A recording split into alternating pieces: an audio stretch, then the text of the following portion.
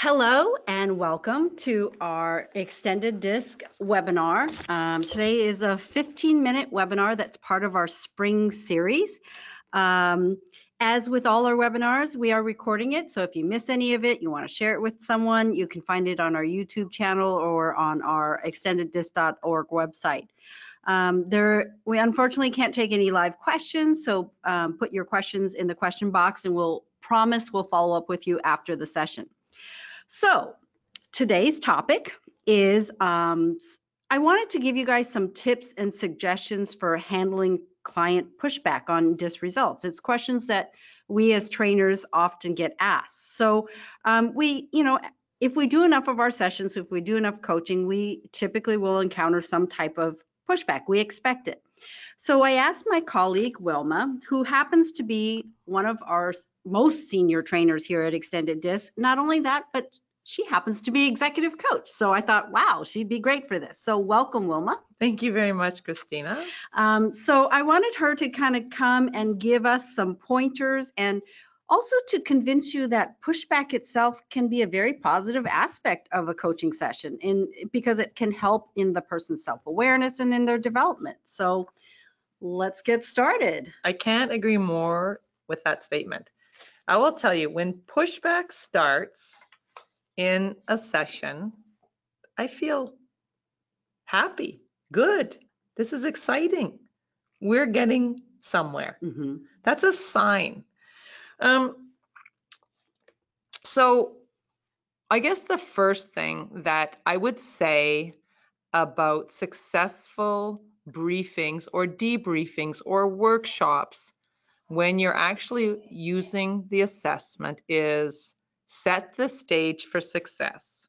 I call it my pre-game tactics, right? Whether I'm working with a group, whether it's just one person that I'm speaking to, I want to start off with them having an understanding. Remember, we're talking to them about the most important person in their life, themselves. And I'm sure they're sitting there wondering, what are you going to reveal?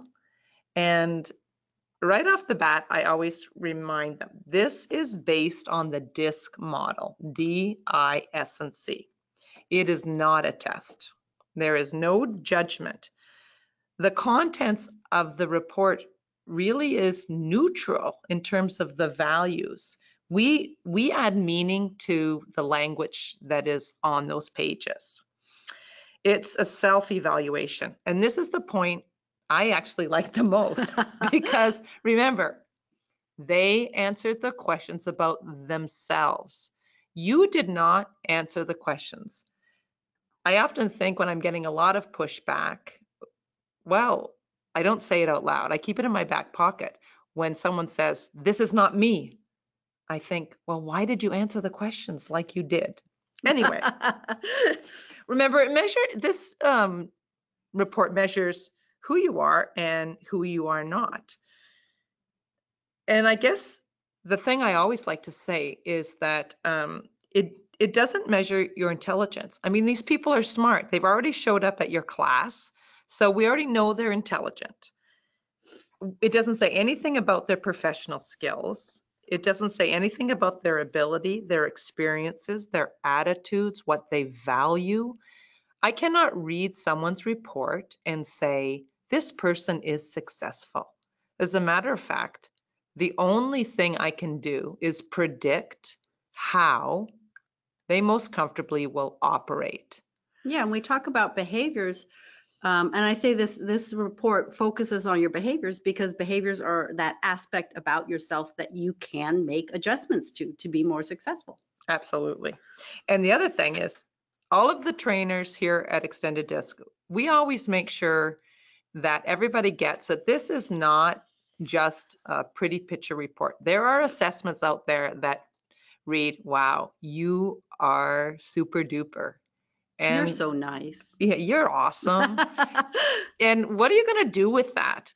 Now, the way this report works is that it will say things about you that you recognize and you like. It'll have things about you that you recognize and you might not be as delighted.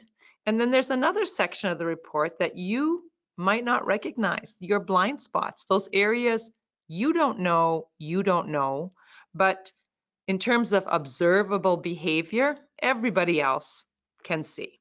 Yeah, and I always say it's, oftentimes those areas that make us uncomfortable, or as you call them, blind spots that surprise us, that give us the greatest opportunity for our self-development. Absolutely. When I know something about myself, Mhm. I'm not as willing to change it. Right. I already know, characteristic X or Y. Mhm. What I try to do is be very aware of that characteristic. Mhm. But absolutely. And the other thing that we say here is strong statements will elicit change. And you will find there are for sure some strong Yeah, statements. and I think that's one of the things that our clients tell us that really separate our assessments from other assessments. There's some that, as only focus on your strengths, and that's great. I mean, like you said, we like to read about ourselves. We like to learn about ourselves. Mhm. But in our reports, and what Wilma is basically saying is set the stage, be proactive, provide information for what your clients can expect before they get into the minutia of all the information. And there is a lot of information, Yeah. a lot to take in. So there you are, you're going through your report, and all of a sudden, somebody in your group says, "This is not me." I don't agree. Yeah. What do you mean by this? Right off the bat, that is an example of pushback. First thing I will tell you, breathe.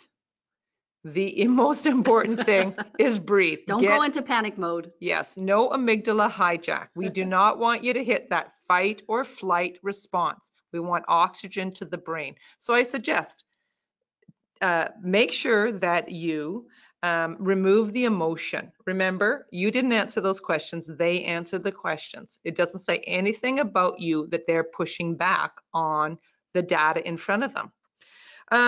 So it's not a criticism of you. We want to separate yourself from that information. They answered those questions. So we're centered, we're breathing, and we are listening. What is their issue?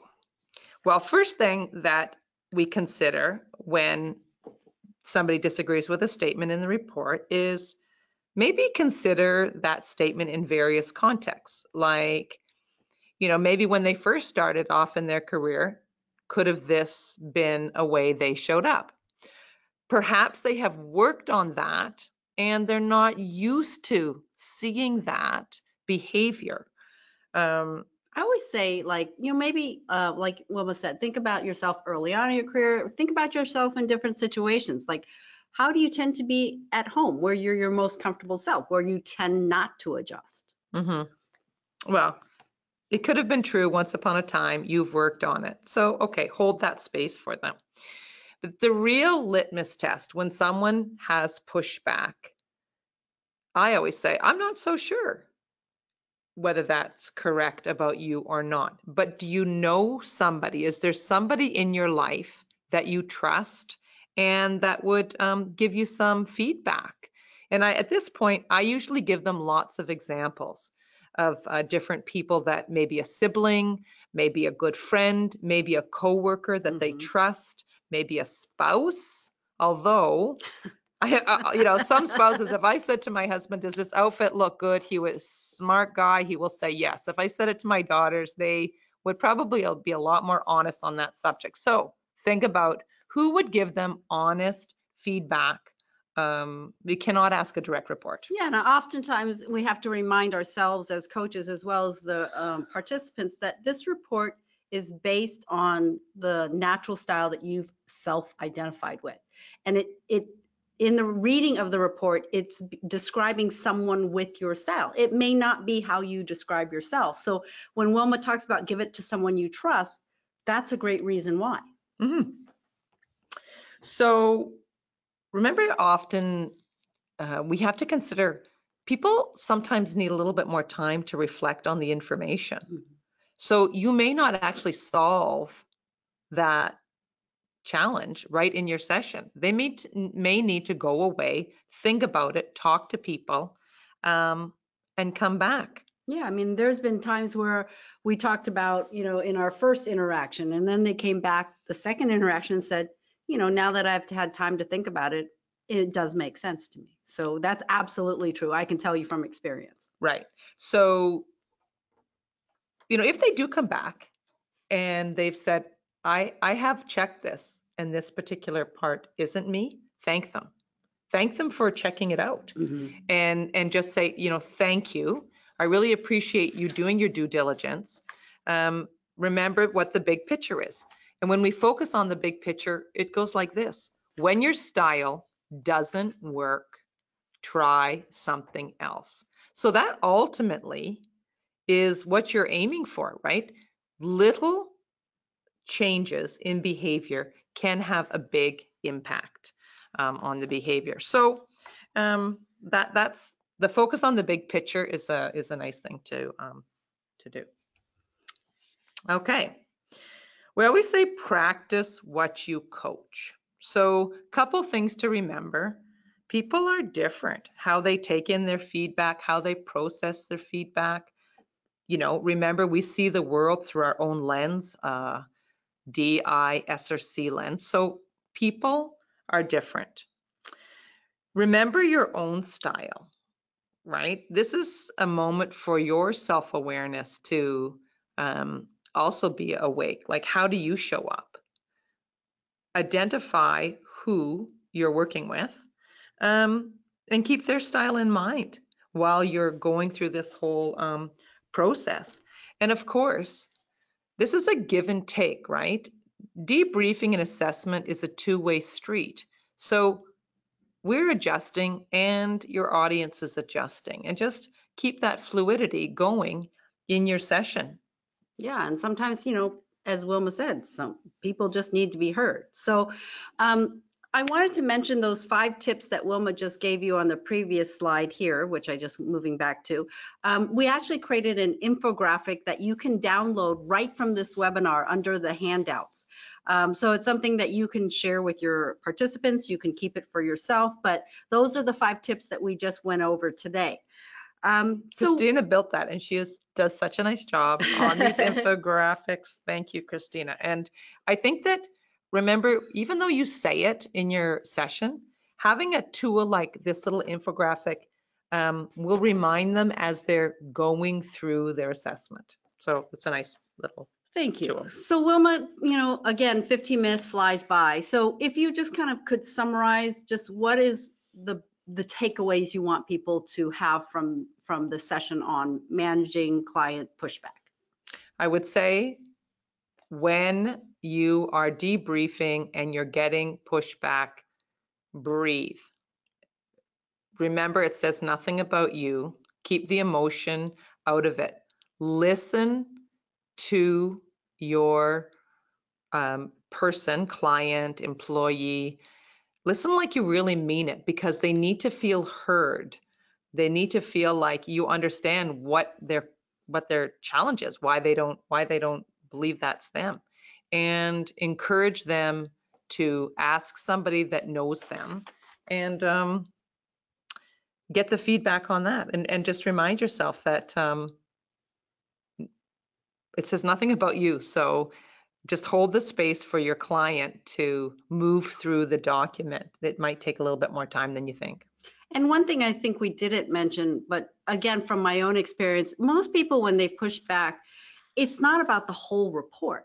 It typically is they're reading through the report, Yeah, and then thing. they hit a statement that makes them kind of take a look back and go, whoa, is this, Yes. I don't think this is me. So just remember, oftentimes we just need them to kind of, as Wilma says, look at the big picture. Do you accept the majority of the report about Right. you? You like those strengths about you, Yeah, right? everybody loves their strengths. You will not get any pushback on strengths.